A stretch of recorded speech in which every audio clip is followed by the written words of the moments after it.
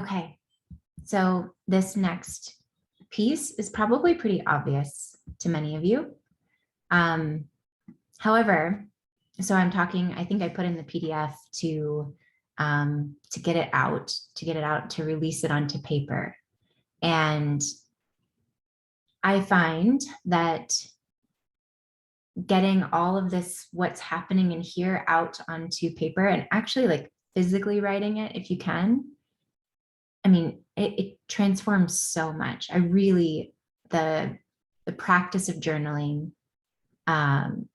allows like, it allows so much to move through you. And kind of the way I like explain it, or I see it in my vision, I don't know, visually see it, is that when we're really overwhelmed and we have a lot of complex emotions happening inside the body, oftentimes our minds want to just like figure it out. They want to fix it. Your mind wants to be like, okay, this is related to this and it's related to this.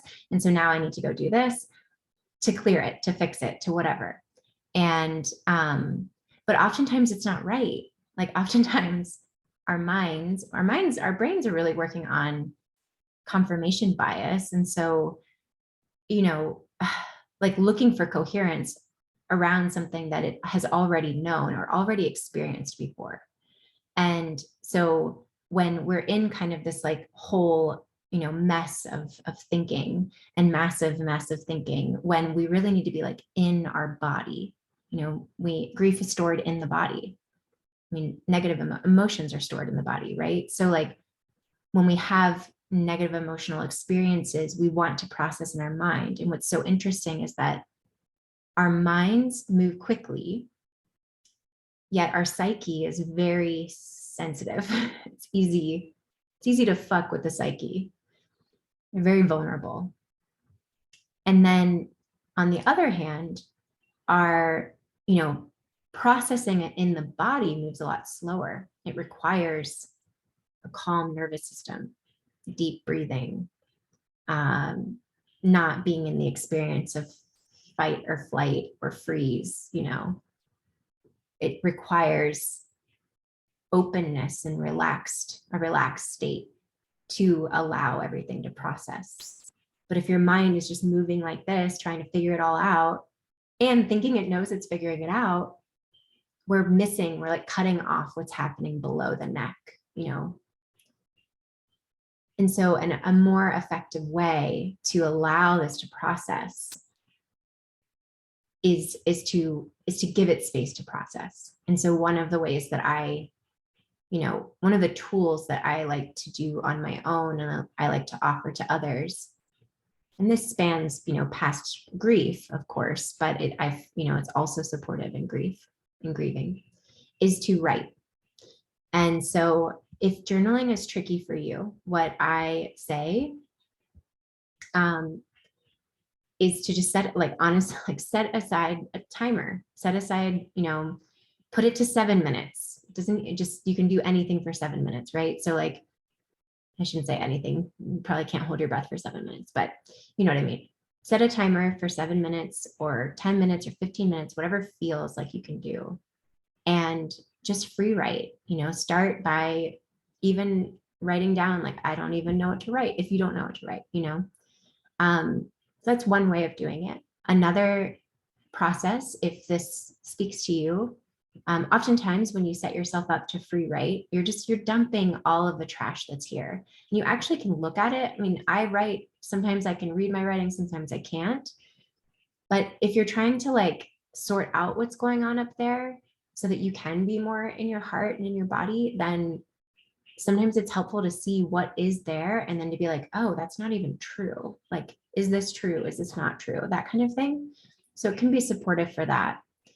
Or you can even ask yourself more questions like, well, why I'm feeling this way? Why am I feeling this way? Or, I have this question about what happened. For me, there was a lot of questions around my experience and, wanting to know why and wanting to know what happened and fearing certain things, that like maybe I was responsible for this, and then really needing to like dig into other things. Journaling was really supportive for that.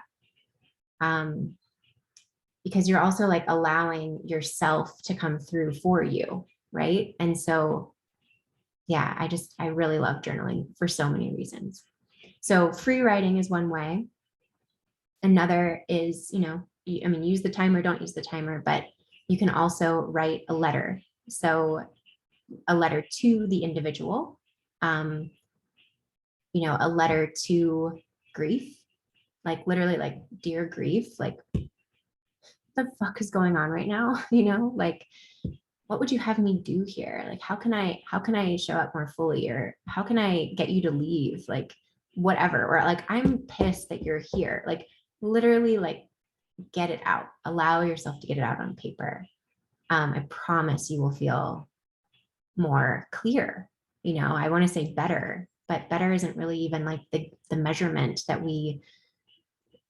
I don't feel is appropriate here. You'll feel more clear. You'll have more clarity. One thing that happens with the grief process is that, like, the world that as you knew it is no longer the world. It's a massive shift of, this is what I knew. I no longer know that. I'm in a new world. And being able to process helps you to connect to, again, the reality of your situation, the reality of life. So you're not stuck in the old world. And yeah, it helps you to be in presence. It helps you to hold presence. Just inviting yourself to hold a loving presence with yourself. There's a lot of, sometimes what you're experiencing. So I mentioned in a previous video, perhaps if you've not grieved something before and something else is in your life now that is causing a lot of grief, it might be here to also serve the purpose of helping you grieve the other thing. And so this moment can allow you to dig in, journaling. Okay, what else is this tied to? Is this tied to something else? If you are sensing that that is the case. So that oftentimes happens when people have experienced like abortion or miscarriage, and they weren't properly grieving, especially for men too, because we think of it as just, a female thing because it's your body. But, if there are any men watching this, if you've experienced if your partner has experienced abortion, you need to grieve too. It sits in your system as well. So abortion or miscarriage also needs to be grieved.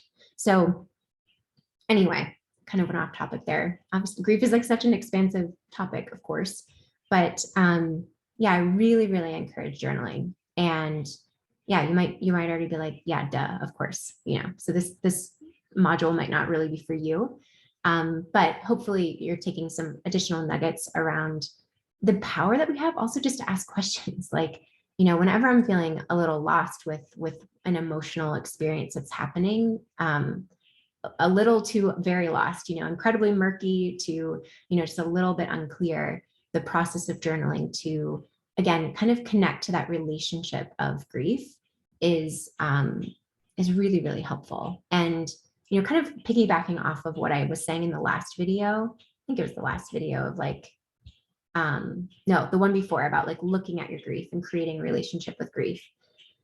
Sometimes even like setting aside intentional time. So instead of just waiting, like this is what the journaling offers, right? But like instead of just waiting for it to hit you, like for me, when we were approaching the 1-year anniversary of my ex's death, I was starting to get so scared because I got hit with grief out of nowhere, seemingly nowhere.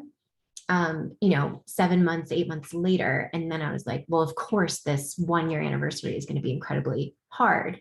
And, I was advised by my healer to, to make space for it beforehand, to touch into it, to touch into him, to like, do something small each day leading up to it. I spent the week before just giving it space and honoring it. It didn't have to be this thing that like overcame me. And then I was really led to what felt like the right way. I mean, there's no right and wrong here, right? But like what felt like the most true to me way to honor him on that day.